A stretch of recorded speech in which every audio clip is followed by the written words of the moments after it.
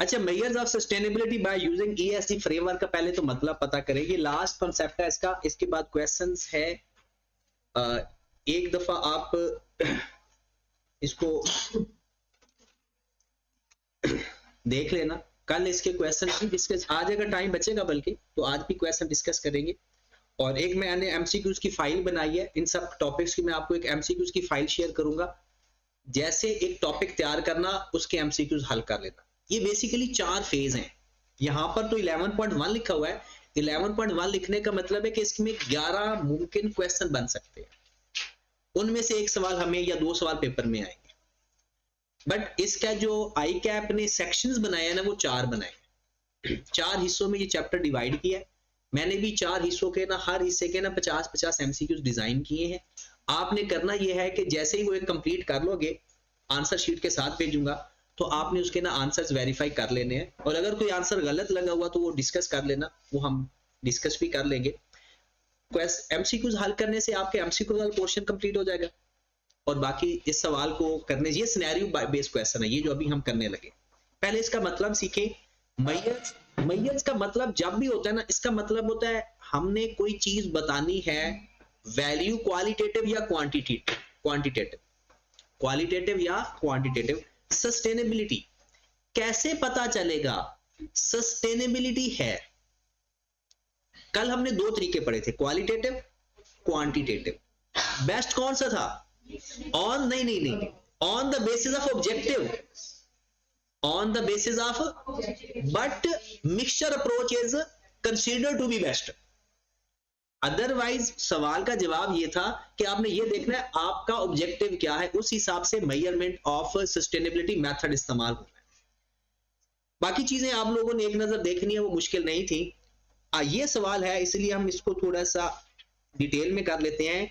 आपने कैसे पता चलेगा कि ये एंटिटी या ये इंडस्ट्री सस्टेनेबिलिटी के ऊपर काम कर रही है? और वो सारे का सारा किसके ऊपर बेस करना चाहिए? ईएसजी फ्रेमवर्क, जो रिपोर्टिंग फ्रेमवर्क है, मतलब एनवायरमेंट, सोशल और गवर्नेंस। कहता है सबसे पहले हम देख रहे हैं एनवायरमेंट को।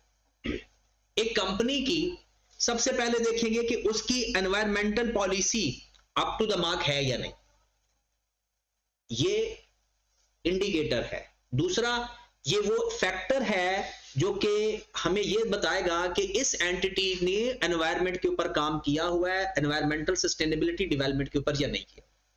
कहते जब आप ऑडिट करने जाओगे, आपने सबसे पहले देखना है does the company publicly publish, क्या कंपनी ने कोई पब्लिशमेंट की हुई है अपने मिशन के अंदर, अपनी रिपोर्ट के अंदर, या किसी अखबार में या सोशल नेटवर्क के ऊपर कि भाई हम एनवायरमेंट के ऊपर काम कर रहे हैं, हम इमिशन ऑफ कार्बन को रिड्यूस कर रहे हैं, हम ऑर्गेनिक चीजों पर जा रहे हैं। क्या उन्होंने कोई पब्लिकली अनाउंसमेंट की हुई है? अगर की हुई है, हमारा काम आसान हो जाएगा। हम देखेंगे कि जो उन्होंने बताया हुआ है, क्या रिपोर्ट के अंदर कहीं उसका इंडिकेटर है या नहीं है।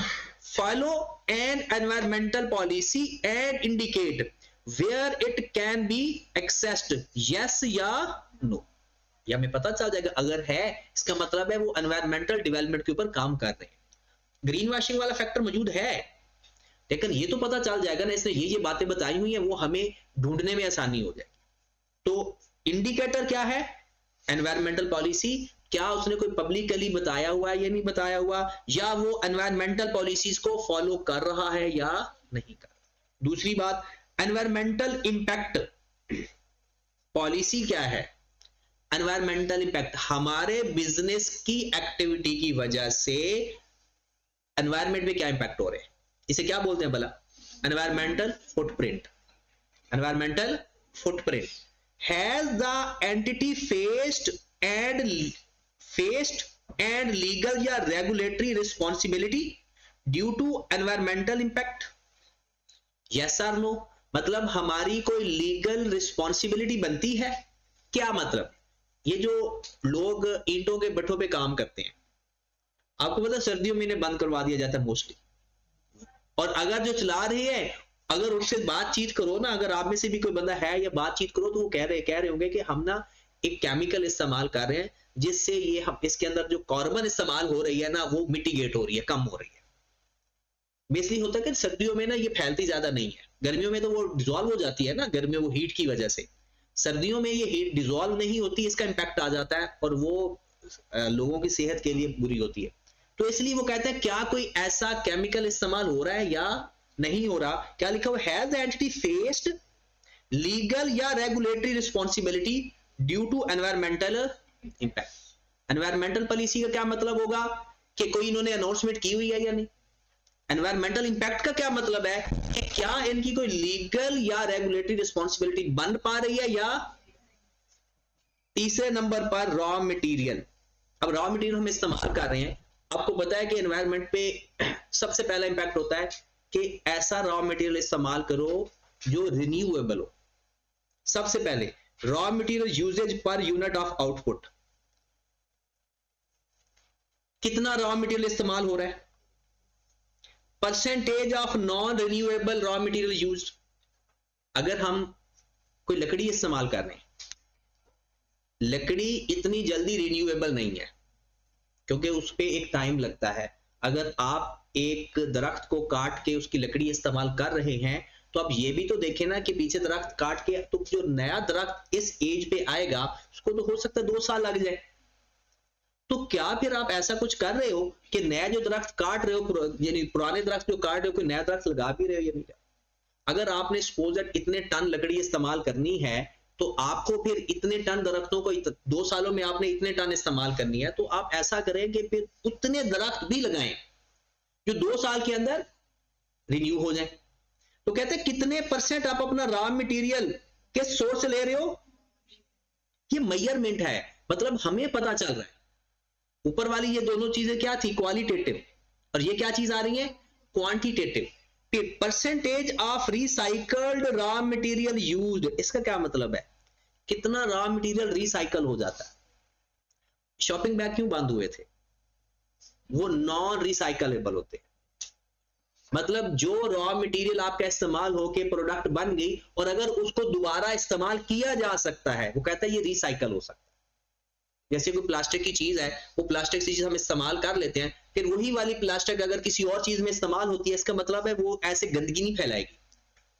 अक्सर आपने देखा होगा कि शीशे वाली बोतलें, जो पूरी बोतल है आपको बहुत ज्यादा बाहर सड़कों पे नजर नहीं आ रही होंगी क्योंकि वो रिसाइकलेबल है। शॉपिंग बैग क्योंकि रिसाइकलेबल नहीं है इसलिए लोग उसको इस्तेमाल नहीं करते, इसलिए वो गंदगी का बैस बनते हैं। तो वो कहते हैं पहले कितना परसेंट रॉ मटेरियल आप रिन्यूएबल, नॉन रिन्यूएबल इस्तेमाल हो रहा है इस कंपनी में, एंटिटी में, और कौन सा कितने परसेंट मटेरियल रिसाइकल वाला इस्तेमाल हो रहा है या नॉन रिसाइकल वाला इस्तेमाल हो रहा है। तीसरे नंबर पर supply chain miles, total distance is miles, ये एक मेजर करने का तरीका है। That raw material product goods travel from suppliers to the company's premises या मैन्युफैक्चरिंग फैसिलिटीज। इससे क्या मसला, इस पे एनवायरनमेंट पे क्या फंस रहा है।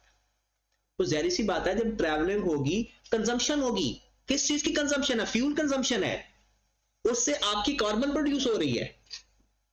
अगर आपका जो डिस्टेंस जितना कम से कम होगा, इसका मतलब है एनवायरमेंटल इंपैक्ट कम से कम होंगे। जितना डिस्टेंस ज्यादा होगा आपकी फ्यूल की कंजम्पशन ज्यादा होगी, वो भी एक नॉन रिन्यूएबल है, हमारे लिए तो नॉन रिन्यूएबल है ना, हमारे लिए जो फ्यूल की कंजम्पशन है। तो जितना डिस्टेंस कम होगा हम सोचेंगे इतना ये एनवायरनमेंट के ऊपर कम इंपैक्ट हो रहा है, जितना ज्यादा डिस्टेंस होगा उतना ज्यादा इंपैक्ट हो रहा है। ये हमारे मेजर करने के तरीके हैं एक तरह के।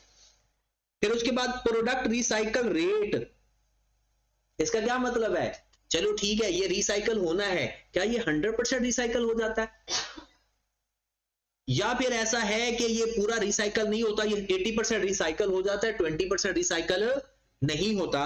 तो ये वो यहां पर लिखा भी हुआ है, number of old product recycled divided by number of product sold. तो हमारे पास एक परसेंटेज आ जाएगी कि इतने परसेंट हमारी प्रोडक्ट रिसाइकल हो जाती है, ठीक है। जितनी भी number of product old product recycle divided by number of product sold, तो उसमें एक परसेंटेज आ जाएगी जिसमें हमारे पास वो परसेंटेज आ जाएगी कि हमारे पास processed to recover raw material for production. ये मोस्टली ऐसा होता भी है, ये बोतलों में ऐसा होता है, प्लास्टिक में ऐसा होता है। तो जो चीज अब ये आकर थोड़ी सी परेशानी बनना शुरू हो गई दोबारा से कि ये जो पानी की बोतलें हैं ना, इनको भी लोग कहते हैं कि खत्म करके ना एक गत्ते की बोतलें बनाए या किसी ऐसे मटेरियल की बोतलें बनाए जिसको या तो अब आपको शायद आइडिया होगा कि एक एडेबल चीजें आना शुरू हो गई हैं, कप आ गए हैं, मतलब वो ऐसे मटेरियल के बन रहे हैं कि आप लोग बाद में खा भी सकते हो कप। हाँ जी, ये तो बाहर तो ये सिस्टम आ भी, जैसे आइसक्रीम आप लोग खाते हो ना, वो एक कोन के ऊपर आइसक्रीम आ जाती है, तो इसी मटेरियल का वो कप भी तैयार कर रहे हैं कि जो पब्लिक प्लेसेस के ऊपर कॉफी शॉप है ना, वो उस तरह के कप बनाए कि वो बाद में वो साथ ही ना कंज्यूम हो जाए, तो बंदा वो खाने वाले होंगे तो उसमें चाय पियो और साथ साथ खाते भी जाओ। तो ये तो आइडिया बाहर तो बहुत ज्यादा है भी सही, पाकिस्तान में अच्छा ये बात क्या रखना है कि अभी पाकिस्तान में ये नहीं है, ये ना कि आप ये खाना शुरू कर दे जो कप आपको अवेलेबल है, कागज की खाद है।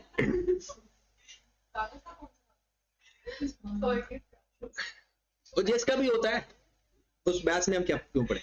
अच्छा ये बेसिकली हम ये देख रहे हैं कि एनवायरमेंटल इशू को मेजर कैसे किया जा सकता है। उसके बाद आ जाए एनर्जी। एनर्जी को कैसे मेजर करेंगे? उसकी कंजम्पशन देखकर। Primary source of energy used by the company, वो एनर्जी है कौन से वाली? सोलर से आप ले रहे हो, आपका वापता वाली एनर्जी इस्तेमाल कर रहे हो, आप जनरेटर में डीजल डाल रहे हो, आप कोई गैस वाली एनर्जी इस्तेमाल कर रहे हो। तो एनर्जी की कंजम्पशन कैसे चेक करी जाएगी कि एक तो एनर्जी कंज्यूम कितनी हो रही है और दूसरा उसका सोर्स क्या है, प्राइमरी सोर्स क्या है।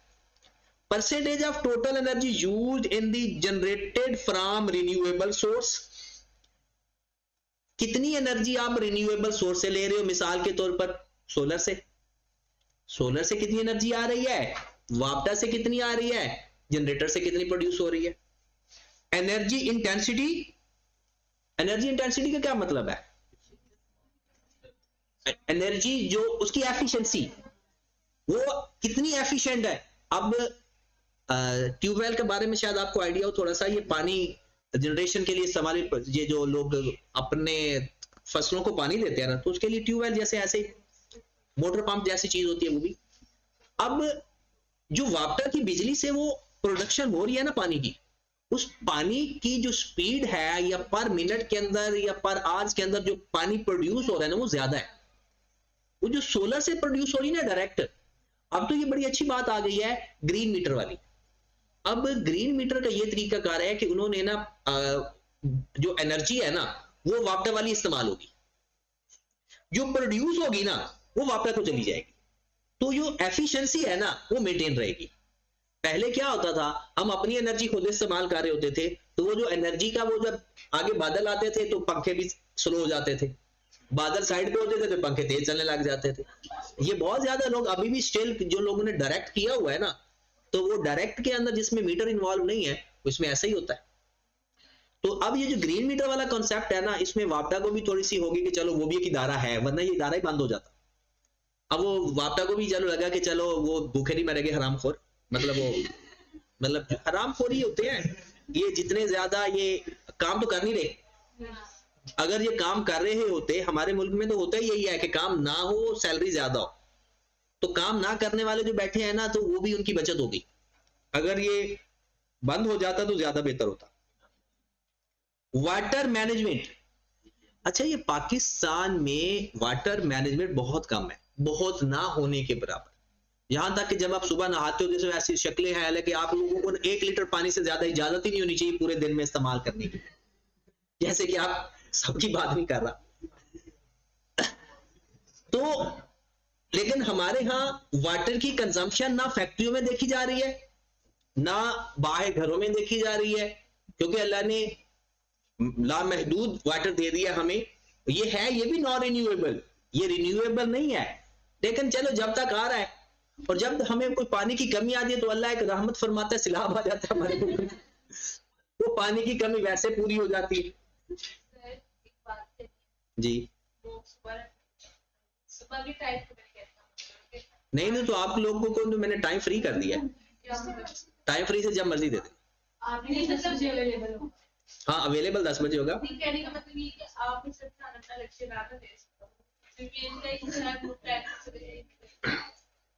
नहीं नहीं, ऐसा नहीं होगा सर, फरहान साहब का लेक्चर तो नामुमकिन है। आपकी रिवीजन हो रही ना, कुछ लोग पहली दफा पढ़ रहे, उनका ख्याल किया करें, मुसलमान ही मुसलमान के काम आएगा। अच्छा, total amount of water consumed और परसेंटेज ऑफ वाटर रिसाइकल्ड या रीयूज्ड, ये बात भी इंपॉर्टेंट है। देखिए ये बात तो ऐसे है तो अल्लाह की नेमतों को जाया नहीं करना चाहिए। हमें खास तौर पर पानी को, जो पानी हम तो ऐसे ही करते हैं ना, तो ऐसे ही मुंह धोया और पानी सारा बाकी गिरा दिया, या हाथ धोए पानी गिरा दिया, ये अक्सर यहाँ पर ये देखा जाता है कि कंपनियों या फैक्ट्रीज के अंदर अगर पानी रिसाइकल का मतलब यह है कि इस्तेमाल किया हुआ पानी किसी और जगह इस्तेमाल कर। मोस्टली ऐसा होता है, ये खवातीन माशाल्लाह करती हैं कि वो क्या करती है, जब कपड़े धो रही होती है ना, तो एक पहले साफ पानी में वो पहले एक वो सर्फ वाला पानी होता है उनका, एक साफ पानी, तो वो 3-4 तरह से वो रिसाइकल नहीं कर रही होती, उनकी इंटेंशन ये नहीं होती, उनकी इंटेंशन कोई और होती है। अगर हमारे खवातीन अच्छी हो जाए तो पाकिस्तान तरक्की में कर जाता है। तो ये एक बयान नहीं आया कल परसों, कहता है कि करप्शन की सबसे बड़ी वजह घर की औरतें और औलाद है। उन्होंने कहता है कि अगर घर की औरत अगर अच्छी है ना, मैं ये कहता हूं करप्शन नहीं हो सकती। उसकी वजह क्या है, मैं बहुत अच्छा दोस्त है मेरा, उसको मैं जानता हूं। उसकी बीवी ने कहा कि मैं आपके साथ भूखी सो लूंगी, अगर हमारे घर में एक भी रुपया हराम का आया ना, मैं उसी दिन घर छोड़ के चली जाऊंगी। और आज तक वो इस पे कायम है। माशाल्लाह उसके 4 बच्चे हैं, अब तो 2 बच्चों की उनकी शादी भी हो रही है, 4 बच्चे हैं, और आज तक वो इस बात पे कायम है। लेकिन इसका मैंने रिजल्ट देखा है, अल्लाह ने उसको जो रिजल्ट दिया है ना, कि बच्चे बड़े फर्माबरदार हैं। ये रिजल्ट मुझे बहुत अच्छा लगा है। नो डाउट बाकी फाइनेंशियल क्राइसिस आई है, जाहिर सी बात है। एक बंदा एक आम सी जॉब पोस्ट पर है और वो पोस्ट बहुत अच्छी है, मतलब पैसे कमाने वाली थी, वो वापडा के अंदर था। तो उसके बावजूद भी उसने अपनी सारी जिंदगी इसी क्राइसिस में गुजार दी, लेकिन उसने कोई रिश्वत नहीं दी। और ये बात सच है क्योंकि हम उन्हें जानते हैं, पर्सनली जानते हैं। तो मैंने कहा कि आप लोग कहते बहुत मौके मिले, बल्कि हम तो इस तरह से ना कि उनको पेनल्टीज पड़ी इस ईमानदारी के ऊपर, कई पेनल्टीज पड़ी, उसने पेनल्टीज बर्दाश्त की। लेकिन जाहिर सी बात है, घर की जब खातून आपको डिमांड ही नहीं कुछ कर रही, वो कहती है कि मैं भूखे रहने के लिए तैयार हूं, तो आपका जो अल्लाह ने आपको एक रिस्क दी है, अमाउंट दी है, उसमें आपका गुजारा हो जाएगा। और जब आपके घर में डिमांड्स इतनी ज्यादा हो जाएंगी, जी घर तो बनाना ही बनाना है, लेवल का बनाना है, वो बना रहे हैं, फलाना ढिमकाना बना रहा है, जब इस तरह का है तो वो आप लोगों को कहीं ना कहीं डाइवर्ट कर देता है। तो मेरे ख्याल में ये बात उसने, और की भी खातून ने ये बात, ये जो पता नहीं उसका नाम क्या था, उसने बात की, तो मैं बड़ा हैरान हुआ कि ये बात किसी हद तक सच भी है। हमारे घर में भी ऐसा होता है, हमारे हम सबके घर में ऐसा होता है कि डिमांड्स किसकी तरफ से आती, खवातीन की तरफ से, ये बच्चों की तरफ से। वो जो बच्चे हैं, ये आप लोग देख लो, छोटे छोटे बच्चे हैं जिन्होंने अच्छे महंगे मोबाइल पकड़े हुए, क्यों? उनको तो जरूरत ही नहीं है। मैं कहता हूं कि आप लोगों को पास कितना एक मोबाइल अच्छा होना चाहिए कि जिसके ऊपर आपकी जरूरत पूरी हो रही हो, एजुकेशन की और कार लेने वाली हो। ये करप्शन देख, वोटर का हाल देख लो, करप्शन शुरू यहां से होती है। तो औलाद है ना, चले अच्छा ये खुद ही करप्शन कर लेता है। अच्छा एमिशन, ओए बस करो। एमिशन कहता है टॉक्सिक एमिशन इन केजी या टनों के हिसाब से। टॉक्सिक एमिशन का मतलब है वो जो जहरीले मादे होते हैं, वो किस फॉर्म में पता चलेगा, टनों की फॉर्म में या केजीज की फॉर्म में।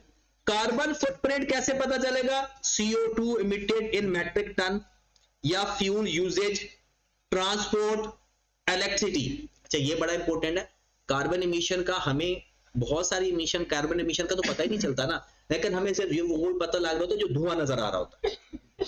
इसके अलावा भी है, यहां तक कि जो रेज होती हैं उसमें भी कार्बन होता है। वो कहता है कि कार्बन फुटप्रिंट का मतलब है impact of carbon, total amount of carbon dioxide emitted in metric ton due to fuel usage या ट्रांसपोर्ट या इलेक्ट्रिसिटी यूजेज। जहां जहां ये इस्तेमाल हो रही है वहां से भी हमें पता चल जाएगा कि यहां से कितना ये धुआं या कुछ इस तरह की चीजें प्रोड्यूस हो रही। Total amount of green house gas emission in metric, मतलब ये देख रहे हैं कि हमने इस तरह से मेजर कर लेंगे। वेस्ट मैनेजमेंट, ये लास्ट है एनवायरमेंट का। अभी हमें ये बताया जा रहा है कि हमें पता कैसे चलेगा, कंट्रोल कैसे करना है वो हम ऊपर पढ़ चुके हैं।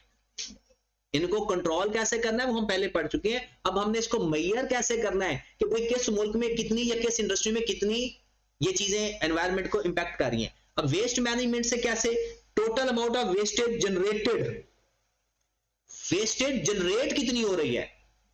दूसरा wastage production rate, total quantity of waste divided by, ये पॉइंट नहीं है, ये उसके ऊपर वाला ही है कि हमें वेस्टेज परसेंटेज पता चल जाएगा। अच्छा हम क्वांटिटी कितनी प्रोड्यूस कर रहे हैं और उसके बदले हमारी वेस्टेज कितनी प्रोड्यूस हो रही है। ये फैक्ट्रियों की बात हो रही है। और ये जो हमारे घरों के अंदर जो वेस्टेज होती है जिसे हम कूड़ा क्रिकेट कहते हैं, उसको भी वेस्ट मैनेजमेंट होती है और ये भी आपके एनवायरमेंटल को अफेक्ट। लेकिन अभी हम पढ़ रहे हैं, कौन सा लेवल पढ़ रहे हैं, मेसो सस्टेनेबिलिटी, ठीक है ना, इंडस्ट्री की पढ़ रहे हैं। Total amount of waste recycle broken down by type of weight disposal method.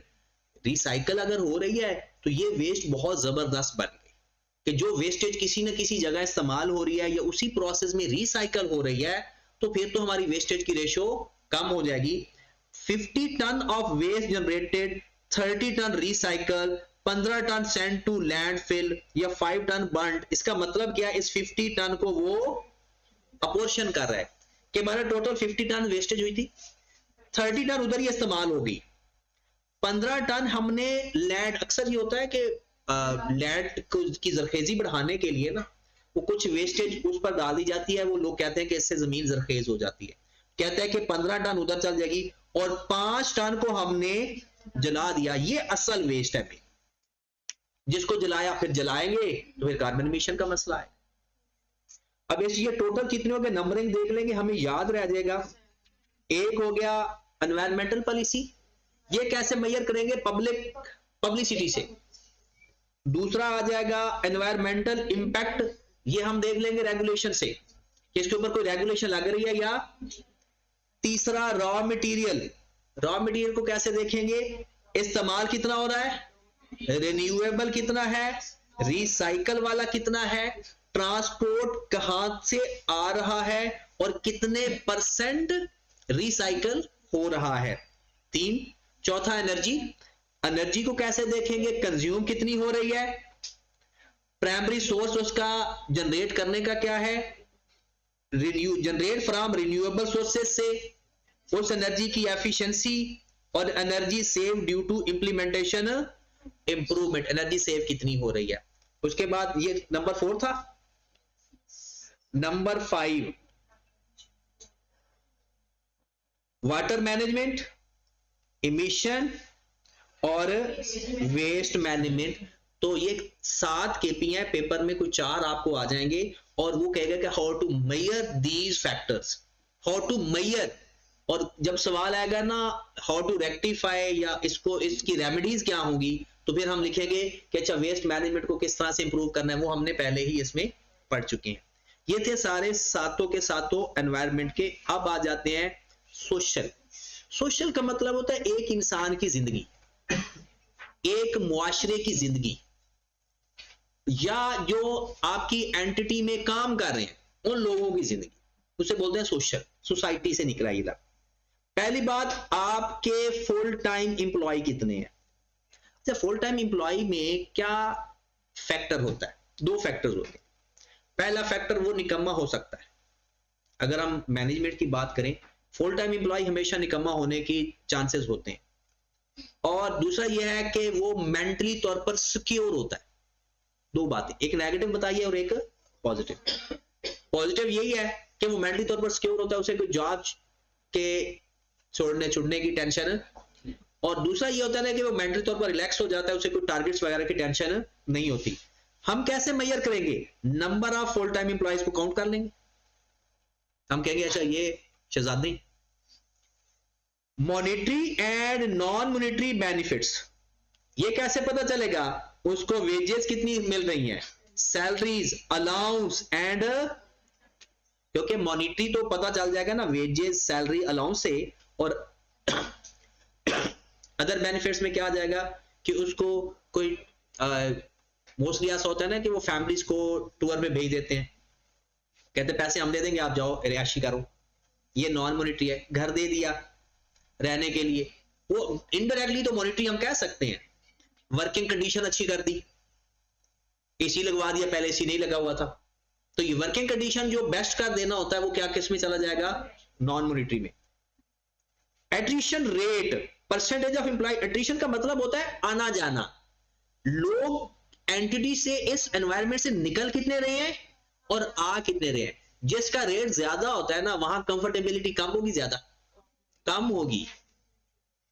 वो अक्सर आपने देखा होगा कि कॉल सेंटर्स के अंदर ना लोग जॉब जल्दी टर्नओवर है, लोग जॉब शुरू करते हैं क्योंकि जब कुछ नहीं मिल रहा होता तो लोग कॉल सेंटर में जॉब करना शुरू कर देते हैं, लेकिन सर्वाइव बहुत कम करते हैं क्योंकि उनके टारगेट्स इस टाइप के होते हैं कि वो नॉन अचीवेबल होते हैं। तो परसेंटेज ऑफ एम्प्लॉय टर्नओवर मतलब employee left divide by average number of employees multiplied by 100। तो जितने एम्प्लॉय छोड़ गए हैं divided by total multiplied by 100, इसका मतलब अगर आंसर आता है 20%, इसका मतलब है हर साल 20% यहां लोग चले जाते हैं, छोड़ के चले जाते हैं इस लेवल ऑफ इंडस्ट्री में। तो हमें पता चल जाएगा कि यहां पर वर्किंग कंडीशन क्या हो सकती है, ये ऊपर वाले बेनिफिट कम होंगे ना। ट्रेनिंग एंड डेवलपमेंट बिल्कुल सही है, आप अपनी लेबर को कैसे ट्रेन कर रहे हो, कैसे डेवलप कर रहे हो। अगर अपनी ट्रेनिंग अच्छी है, डेवलपमेंट हो रही है, वो सेटिस्फाइड होंगे, काम करने में उन्हें अच्छा लगेगा। और अगर आप ऐसे ही थोप रहे हो कि नई ट्रेनिंग डेवलपमेंट के बगैर नई टेक्नोलॉजी को वो सीखें, तो वो छोड़ देंगे। फिर health and benefits, human rights policies, human rights violation, child and forced labour. Child and force labour से क्या मुराद है? चाइल्ड का तो पता चल गया ना, फोर्स लेबर किसे कहते हैं? जबरदस्ती काम करवाना, कि यार बंदे से ना उन्हें जॉब नहीं मिल रही और हम एक ऐसी जगह पर उसे धकेल जा रहे हैं जहां पर लोग जॉब करना नहीं चाह रहे या इस रेट पे नहीं करना चाह रहे, तो हम कहते हैं भाई यही है, करनी है तो ठीक है वरना जा। अब वो भी मजबूर है, तो दूसरे लफ्जों में किसी की मजबूरी से फायदा उठाना।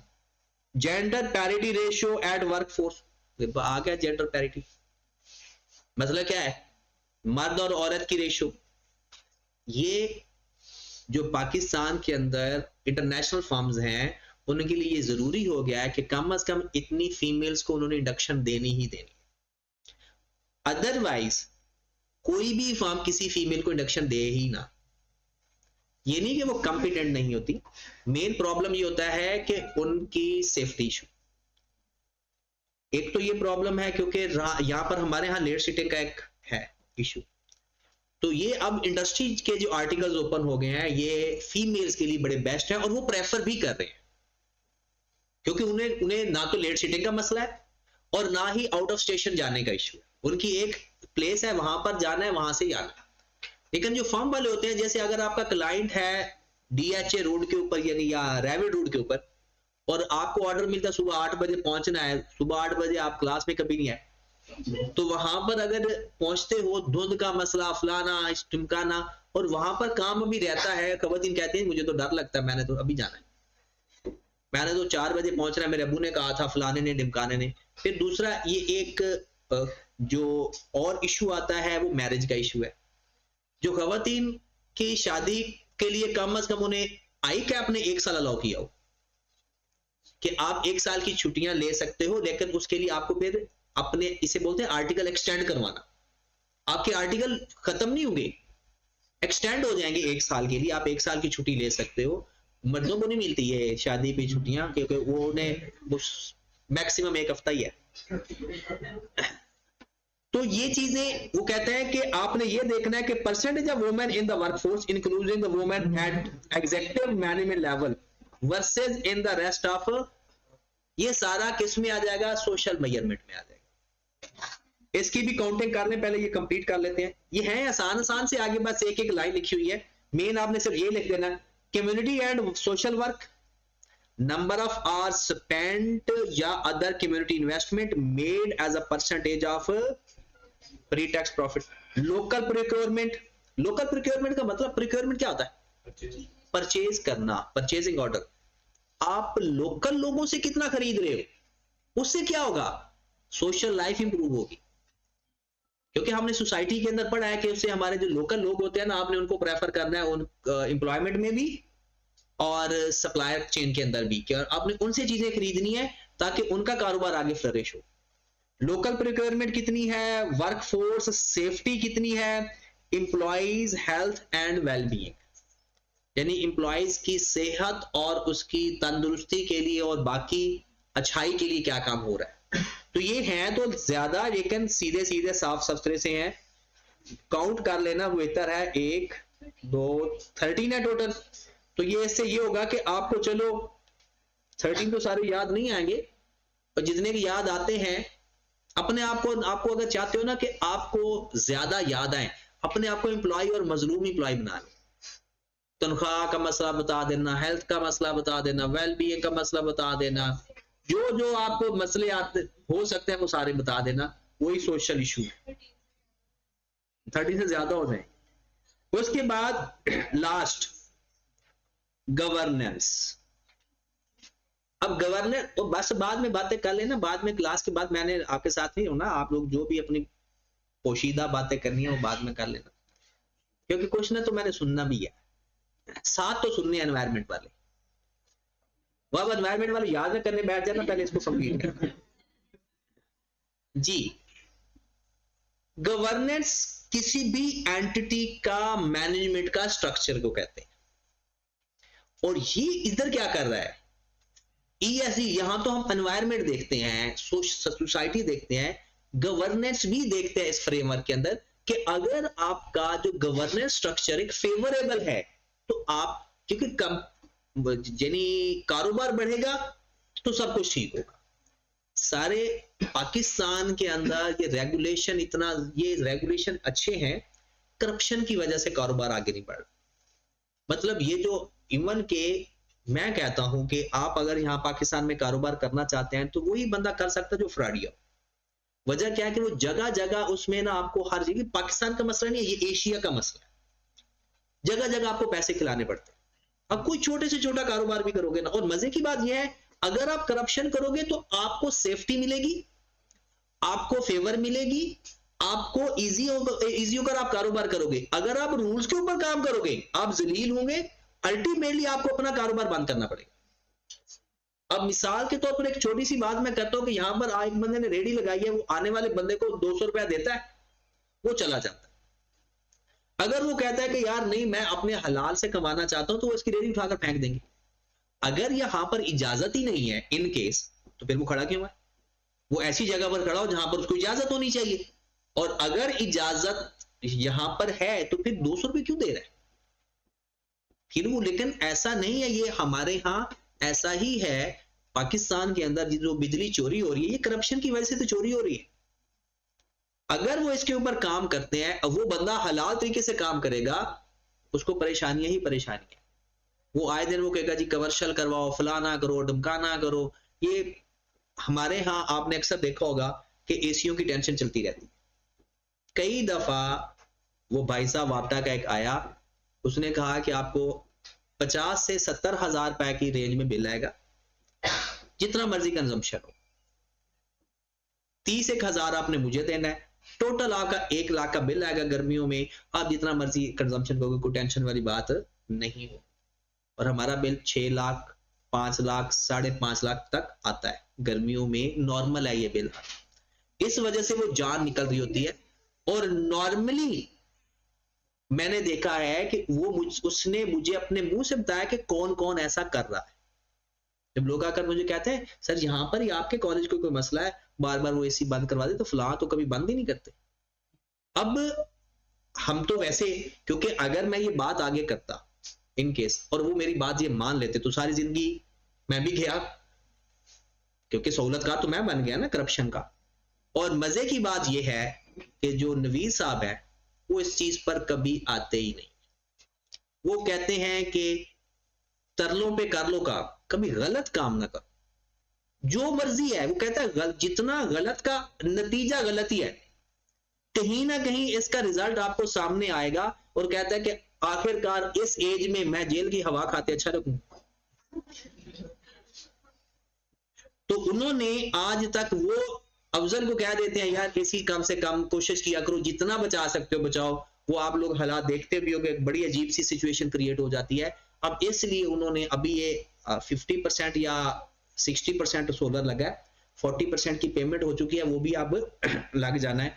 तो उससे काफी हद तक ये हालात ठीक हो जाएंगे, तो जिसकी वजह से ये प्रॉब्लम तो हल हो जाएगा। लेकिन मैंने ये देखा है उनको बहुत सारे लोगों ने मुझे खुद ऑफर किया है, बहुत सारे लोगों ने इनको ऑफर किया है कि आप भी ये काम कर ले, लाहौर के अंदर 70% लोग ये काम कर रहे हैं, आप भी ऐसा कर लो। उन्होंने कहा नहीं, जो भी हो जाए, मैंने ये गलत काम नहीं करना। और ये बहुत अप्रिशिएटेबल बात है। और इस वजह से मैं कहता हूं कि आप लोग की ना उनके साथ इतनी अट्रैक्शन नहीं है। मैं कहता हूं कि जिंदगी में बहुत सारे लोगों में से एक वो शख्स है जिसकी दिल से इज्जत करने का दिल करता है। कि बाकी बहुत सारे रिलेशंस हैं, दोस्ती है, सब कुछ है, कभी जिंदगी में अगर कभी आप लोगों की अट्रैक्शन हुई तो आपका भी ऐसा ही हाल होगा कि आप कहोगे कि यार वो एक बहुत ही कोई डिफरेंट ही कौम है।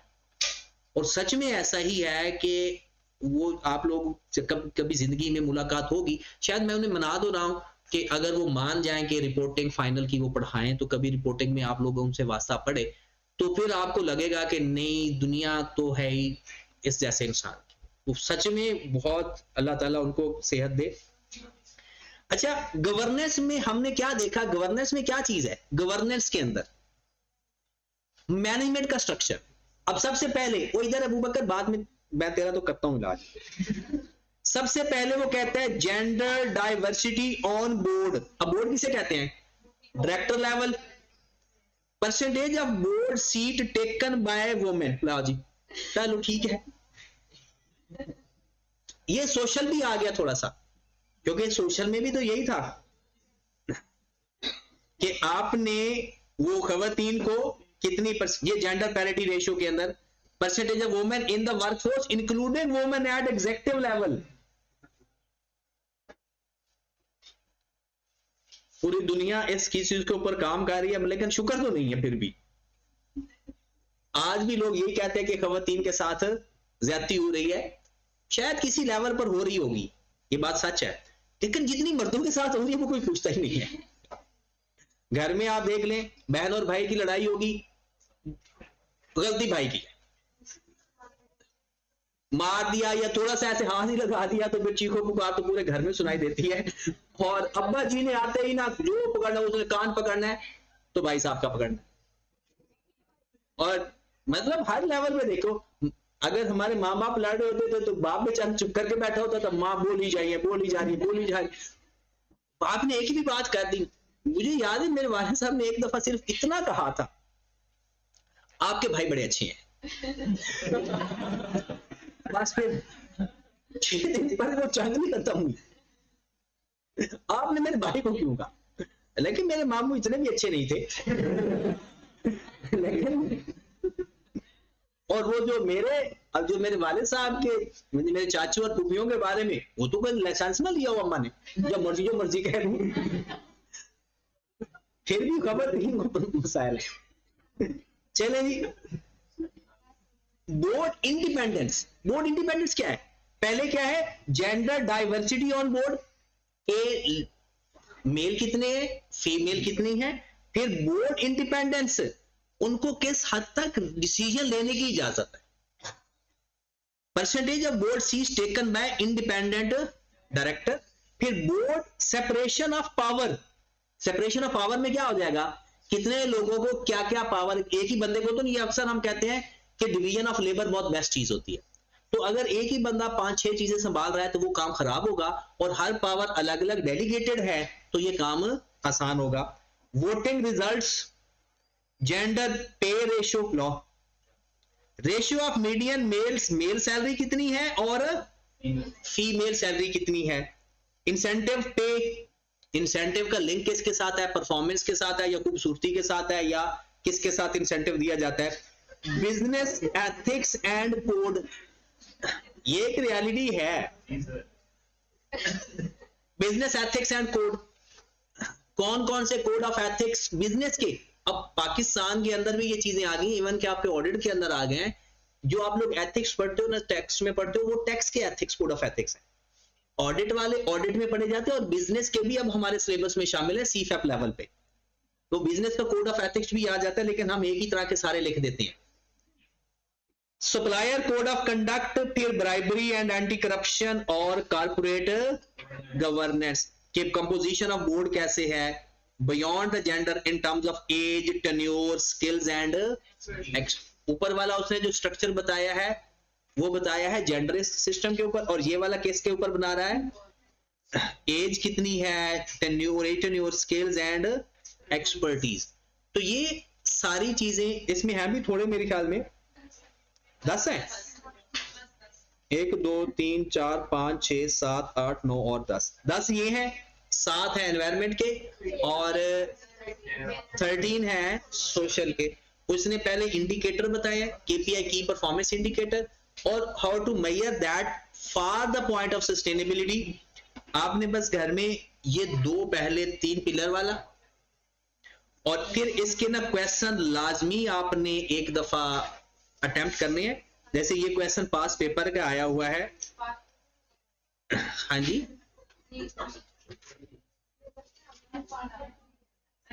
पास पेपर में, हाँ ये यहाँ पर अब आया है ना, पहले सीफैप में तो था ना।